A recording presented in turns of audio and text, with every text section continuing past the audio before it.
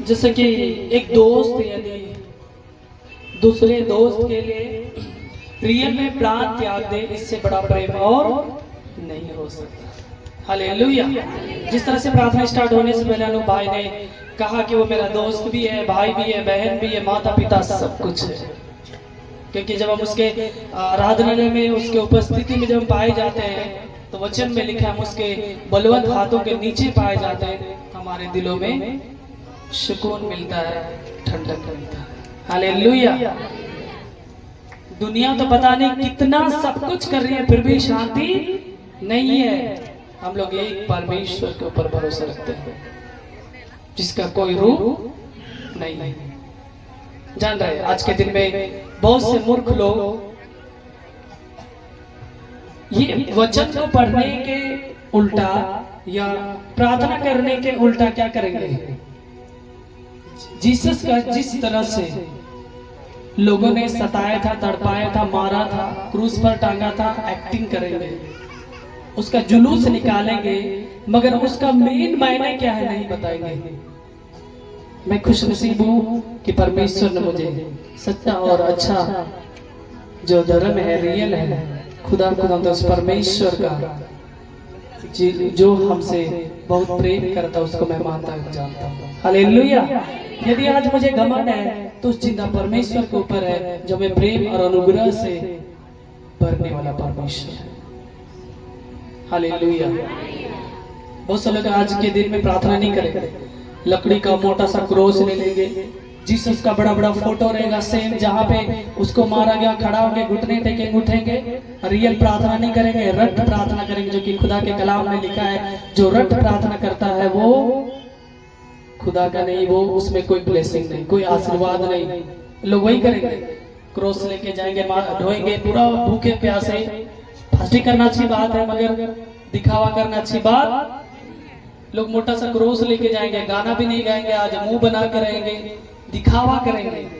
अरे मूर्खो, प्रभु तो एक बार मरा, वो कब्र में गया, जीवित हो गया, हम उसको याद करते हैं। हम उसको दोहराने की जरूरत है, हम उसको याद करते हैं, उसके नाम में हम फास्टिंग करते हैं।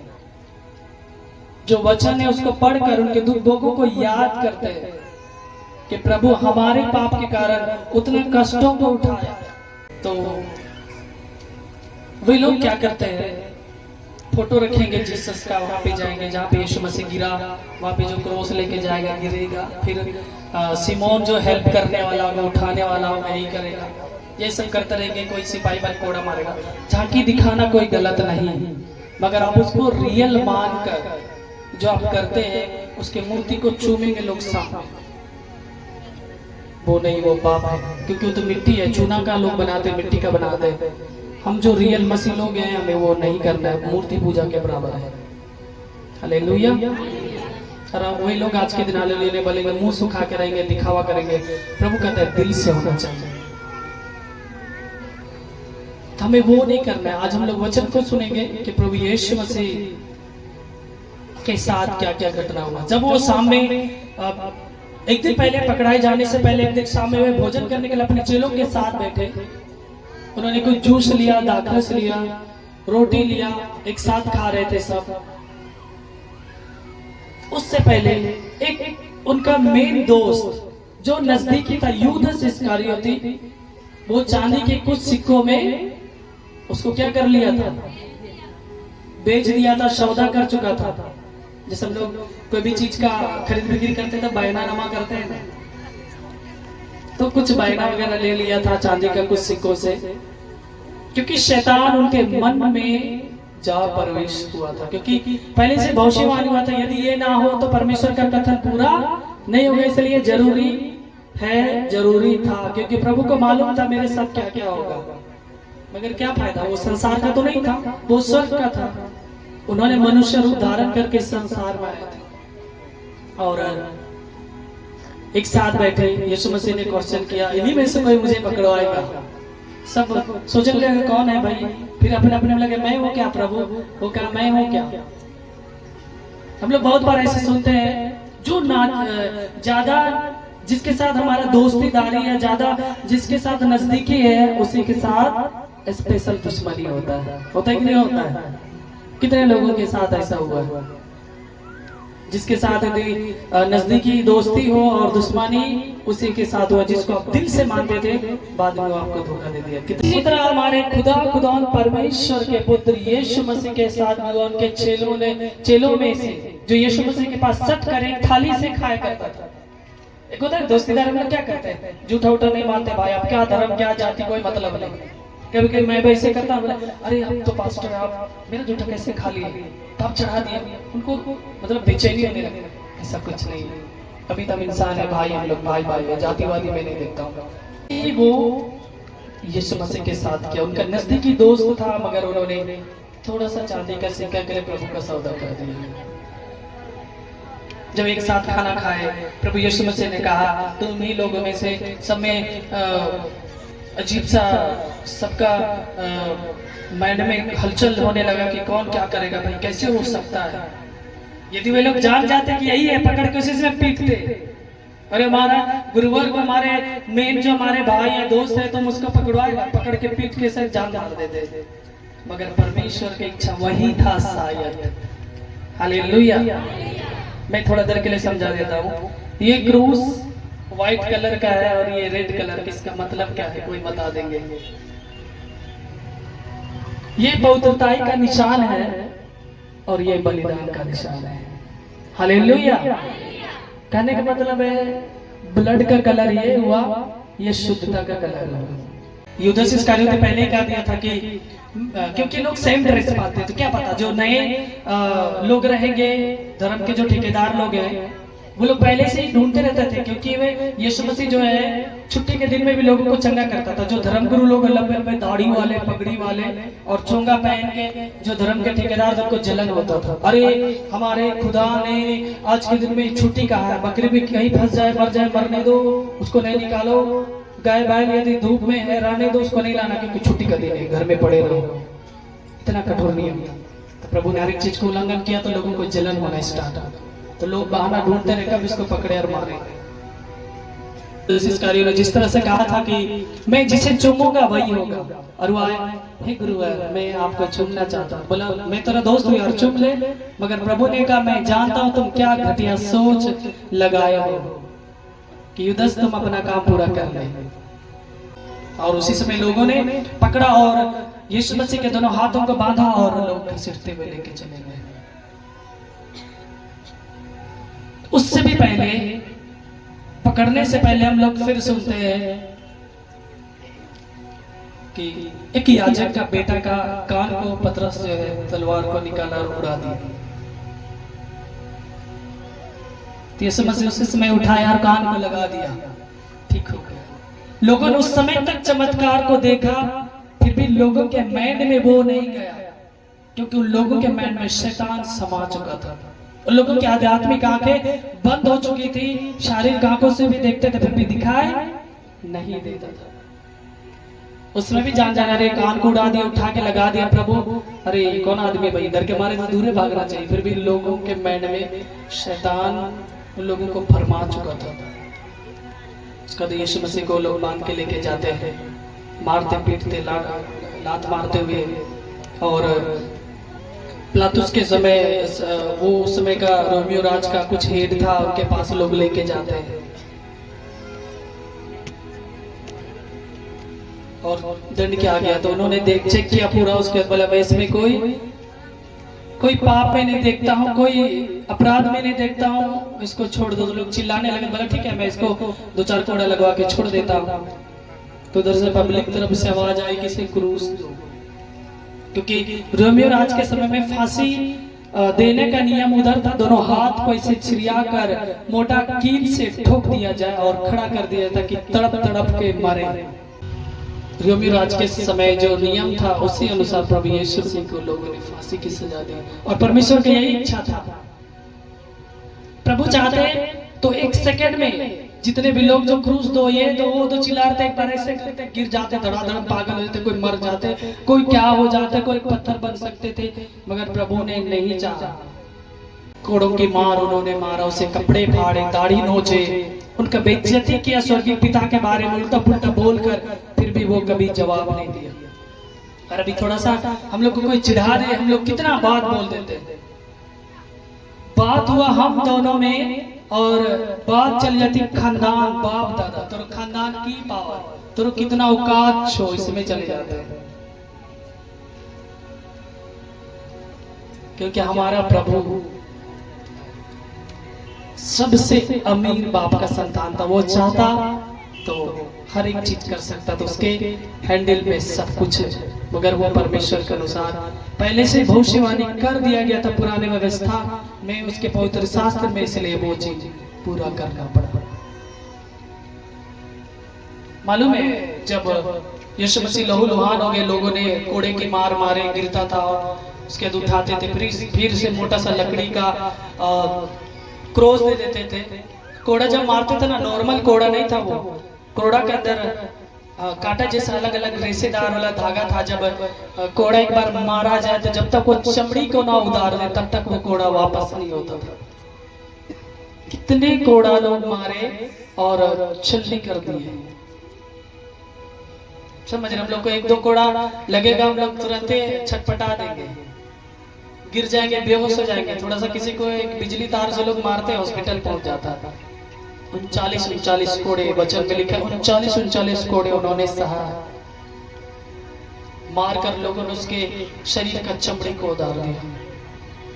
फिर उन्होंने एक शब्द भी उल्टा नहीं बोला, जवाब नहीं दिया। जब यीशु मसीह लहूलुहान हो गए थे तो वेरोनिका नाम की एक धर्मी स्त्री थी। कहा गया धर्मी स्त्री थी, पापी स्त्री, धर्मी स्त्री, प्रार्थना में जिंदगी गुजारने वाली, लोगों को हेल्प मदद करने वाली, उसके भवन में काम करने वाली। तो उन्होंने एक रुमाल को लिया और उसके चेहरे को पोंछा। उस समय भी उतना भीड़ थी, लोगों ने देखा कि यीशु मसीह का रियल चेहरा छप गया। लोगों ने देखा, फिर भी उस समय तक विश्वास नहीं था, क्योंकि परमेश्वर के अनुसार वो भविष्यवाणी किया गया था कि वो पूरा हो, इसलिए शायद।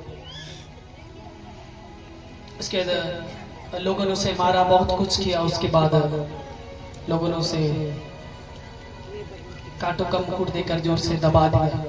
एक कांटा छोटा सा चुभता, हम लोग को कितना हालत खराब होता है। आजकल हम लोग मखाना वगैरह खेती कर रहे हैं ना, बहुत सारे किसान घर से छोटा सा मखाना का कांटा, छोटा सा पूरा मुलायम, छोटा सा धसे पूरा हालत खराब कर देता है, पूरा शरीर को दर्द करवाता है। वो तो लंबा लंबा कांटा था, पूरा दबा के लोगों ने, रख के लोगों ने जोर से दबा दिया। क्यों? क्योंकि लोगों ने कहा क्या तू सचमुच राजाओं का राजा है? तो प्रभु ने कहा हाँ, तुम लोग सच ही कहते हो। तो प्रभु इस संसार की बात नहीं कह रहा था, वो जन्नत की बात कर रहा था, स्वर्ग की बात कर रहा था। तो लोग सोचे इस इलाका का राजा है, मेरा जो राजा है उसका कोई वैल्यू नहीं। जो उस जमाने में हेरोद राजा रहा करता था, हेरोदस। तो लोगों को लगा रे इतना बड़ा कैसे हो सकता है, चलो मुकुट देते हैं। राजा ने तो सोना का मुकुट पहनते हैं, इसको कांटा का मुकुट बना के दे दिया और जोर से दाब दिया।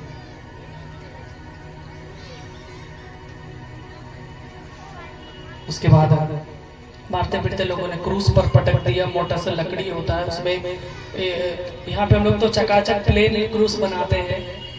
वो एक जैसे डायरेक्ट आप कुल्हाड़ी से फाड़िएगा तो उसमें निकला रहता है ना, खोज टाइप का, यदि हाथ पे लगे तो चुप जाए, वैसा वाला था। प्लेन क्रूस नहीं था, उसमें लोग पटक दिए उसको, और मोटा सा कील, काटी जो इतने लंबा लंबा, आधा फुट का, दे हाथ थोड़ा देते, ठोकते उसको, पैर को सटाकर ठोकते और खड़ा कर देते, मरने के लिए कि तड़प के मर जाए। और जब दूसरा पैर से तीसरा पैर आता, उसका सब जब समय मरने का होता है तो आंधी तूफान छा जाता है, वहां पे बिजली कड़कती है और मंदिर जो है फट जाता है। इतना ही नहीं मेरे प्रियो, प्रभु यीशु मसीह क्रूस पर मरकर वहीं पे मुर्दा या मिट्टी या पत्थर बनकर नहीं रह गया, मूर्ति बनकर नहीं रह गया। थोड़ा देर के बाद उन्होंने जो मेन थे उनसे जाकर पूछे और उनका बॉडी को उतारे। उसके बाद उनको कब्र में दे दिए। साथ में माँ भी जाती है, समझ सकते हैं। एक जवान बेटा एक माँ के सामने मर जाए, उस माँ का दिल उस समय क्या हो गया होगा, एक माँ के ऊपर क्या बीता होगा। और वहां पे लिखा है माँ वहां पे जाती और अपने से कब्र को ठीक करती है।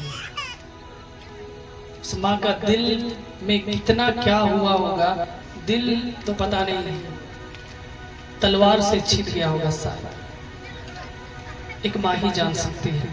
मगर वो माँ तो संसारिक थी और धर्मी स्त्री थी, इसलिए उसको पता था कि ये सब होना था। फिर भी माँ है, उसका दिया उनको कब्र में ठीक ठाक किया जाता है। फिर लोग बड़े दुख के साथ, बड़े कष्ट के साथ घर आ जाते हैं और एक रूम में होके प्रार्थना करते हैं और डरते भी हैं कि पता नहीं हमारे यीशु मसीह को सिपाहियों ने मारा, हम उनके चेले चटिया हमें भी ना मार दे। और तीसरा दिन होता है, तब तक में यीशु मसीह दर्शन देते हैं। अचानक आते हैं, रूम बंद है, खिड़की बंद है, या गर्मी होगा या ठंडा होगा पता नहीं, लोग भाप रहे होंगे डर के मारे, कोई चाय चुई नहीं, कोई आवाज नहीं, डर के मारे खाना भी नहीं खा रहे होंगे। तब तक में एक आवाज आती है, तुम्हें शांति मिले, लोग डर जाते हैं। तो प्रभु ने कहा डरो नहीं, मैं हूं। हालेलुया।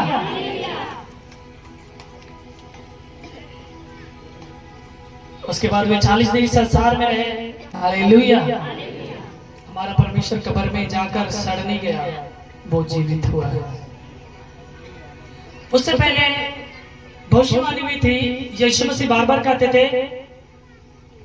ये मंदिर को तुम लोग गिरा दो, 3 दिन के अंदर मैं खड़ा कर दूंगा। तो लोग सोचते थे कोई चर्च या कोई मंदिर है, यहूदियों के समय में यहूदी धर्म के अनुसार, बोले कई साल लग गया, ये पागल है, बोलता है 3 दिन में खड़ा कर दूंगा। प्रभु तो अपना शरीर के बारे में कह रहे थे। उन चीजों को लोगों ने याद किया।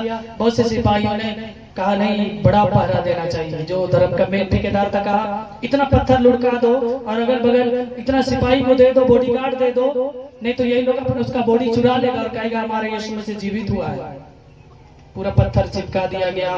कितने लोग चेला चटियों पे खड़ा रहते थे बॉडीगार्ड बनकर। जब सूर्य का पांव फट रहा है, पत्थर अपने आप धड़ाधड़ अपने आप लुढ़कने लगा, सिपाही लोग डर के मारे किधर गिरने लगा और यीशु मसीह जी उठता है। हालेलुया। ये सब वचन को बोलना चाहिए। लोग क्रूस लेके झुटे खड़ा हो रहे, घुटने टेक रहे, खड़े हो रहे, धूप में झुटे परेशान हो रहे। अरे प्रभु के लिए फास्टिंग करो भाई, प्रभु के नाम में गीतों को गाओ, महिमा करो, प्रभु आशीष दे। कितने लोग समझ पाए? मैं शॉर्ट में बोला, वचन पढ़ने से तो लंबा चौड़ा है। प्रभु आप सबों को, आप यदि शुरू से लेकर अभी तक कोई भी पाप गुनाह किया हो और अब दिल से पश्चाताप नहीं किया हो, मसीह लोगों के सामने आपने दिखावा किया हो, आज आपको मौका मिल रहा है। प्रभु यीशु मसीह के लहू बहाने के कारण हम पहले ही शुद्ध पाक पवित्र कर दिए गए, इसलिए हमें पाप गुनाहों से पश्चाताप करने के लिए मौका मिल रहा है। हर एक जन परमेश्वर की ओर हो जाए और पश्चाताप करना स्टार्ट करें, क्योंकि परमेश्वर का वचन कहता है उसके लहू बहाने के कारण हम शुद्ध पाक कर दिए गए हैं। और हमारे विश्वास के कारण यदि हमने उद्धार पाया तो हमारे विश्वास के कारण हमारा पूरा घराना, हमारा पूरा परिवार, हमारा पूरा खानदान, हमारा पूरा रिश्तेदार उद्धार को पाएगा यीशु के नाम में।